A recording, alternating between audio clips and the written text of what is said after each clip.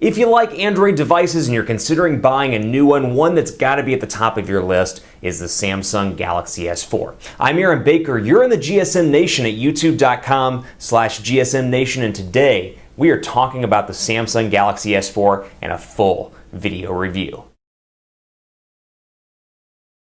The Samsung Galaxy S4 is a huge upgrade from Samsung's previous devices and in the smartphone market in general. This is the octa-core Samsung Galaxy S4, and what's different about it versus the US variant is that it packs a slightly different processor with some great specifications under the hood. Specs-wise, we're looking at that octa-core CPU. It's actually two quad-core CPUs on this device, one running at 1.6 gigahertz and one running at 1.2 gigahertz used depending on what you're using the device for. Now, camera-wise, you're looking at a 13 megapixel camera on the back of this unit with 1080p HD video recording capabilities, 2 gigabytes of internal RAM, 16 gigabytes of internal storage. You got a 2,600 milliamp hour battery in the back, 2 gigabytes of RAM, and Android 4.2.2 Jelly Bean with the latest version of Samsung's TouchWiz user interface. Now, if you've carried or worked with a Samsung device at all in the past, you know that TouchWiz hasn't changed a whole lot from previous versions, but you do get some nice goodies under the hood on the Samsung Galaxy S4. It takes a great formula that the Galaxy S3 had and builds upon it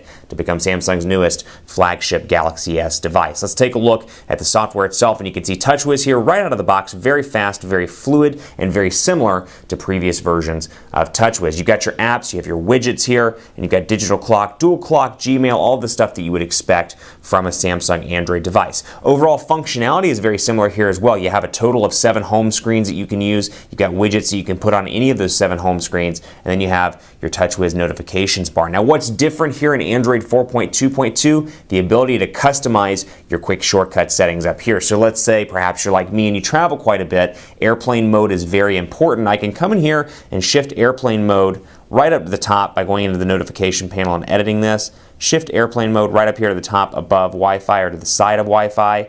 And when I go back out, airplane mode is now to the right of Wi-Fi. So you can customize this and make it your own, and you've got all your shortcuts here just by swiping from side to side, as you can see right there. Settings have been tabbed out in the Samsung Galaxy S4 as well. You've got the connections, my device, accounts, and more. And through here, you can access some of the best features of this flagship smartphone. You've got things like blocking mode, driving mode, where when you're driving, it'll read out text messages to you, and more blocking mode, where you can turn off notifications for selected features. So maybe you want to disable incoming calls or the LED indicator from, let's say, 10 o'clock to 6 o'clock while you're sleeping. You can do so using blocking mode on the Galaxy S4. You also have safety assistance, power saving mode, and when you get down into these, you have things like smart screen, air view, and voice control. So smart screen will rock right into this, and you can see things like smart stay, where the screen stays on as long as you're looking at it. So if you're looking at the display, perhaps in bed, reading a news article, you can keep the device on, not have to worry about the display powering off. You also have smart rotation, where the screen rotates according to the orientation of your face, smart pause as well, and smart scroll, where I can tilt my head up or down. We're going to turn all these on so we can take a look at each and every one of these. Smart pause, smart rotation, smart stay, and then of course air view as well. We can do things like speed dial preview, progress preview, and I can come in here and do information previews as well, and then web page magnifier. So for example, I can come into the internet browser, go to gsmnation.com, we'll pop it in right here in the browser, gsmnation.com, and when I pop that in, you can see,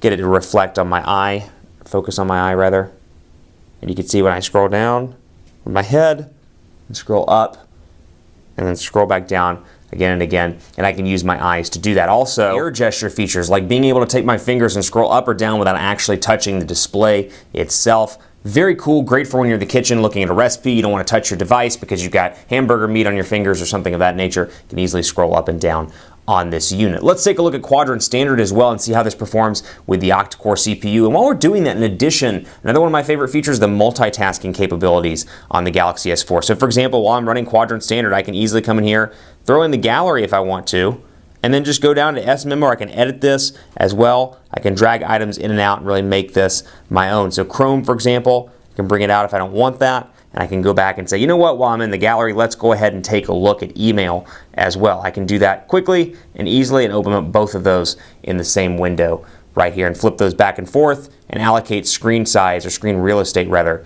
to each one of those applications. Very cool feature there, but let's jump back into Quadrant Standard and pick up where we left off. Now this thing has 2 gigabytes of RAM and a 2,600 milliamp hour battery. So far, battery life has been very good on this device. I find it to be a perfect balance between, the two big device like the Galaxy Note 3 or perhaps the Optimus G Pro or the Sony Xperia Z Ultra. It may be a little bit too big for you, but you buy it for the large battery, and then you've got the devices that are a little bit too small. This strikes a nice sweet spot between having a battery that's big enough to make it through the day, but not a device that's going to break your pocket. It's something that's still pocketable and very easy to carry around on a regular basis. I regularly get between 13 to 15 hours with moderate use out of the Galaxy S4's 2,600 milliamp hour battery. Quadrant Standard appears to be performing well here also, running through the test pretty quickly with little to no lag. We'll go ahead and check our results, and we have got a benchmark result here of 13,162. So like any benchmark program, take it with a grain of salt, but very impressive speeds and very impressive performance all around on this device. All in all, this is a phone worth considering if you're in the market for a high-end Android phone. It's got some great features, some great software value adds, and this thing is fast all around, making it one of the fastest Android devices on the block. Great phone quality, great battery life, a nice speedy device, perfect combination of everything, and the software is great as well. Keep it locked right here on the GSM Nation YouTube channel at youtube.com/GSMNation. If you'd like to purchase the Samsung Galaxy S4, take a look at this link right here, and you can go directly to GSM Nation and pick up your very own Samsung Galaxy S4. Keep it locked on the YouTube channel for more great reviews and coverage in the GSM Nation. Thanks for watching. I'll see you next time.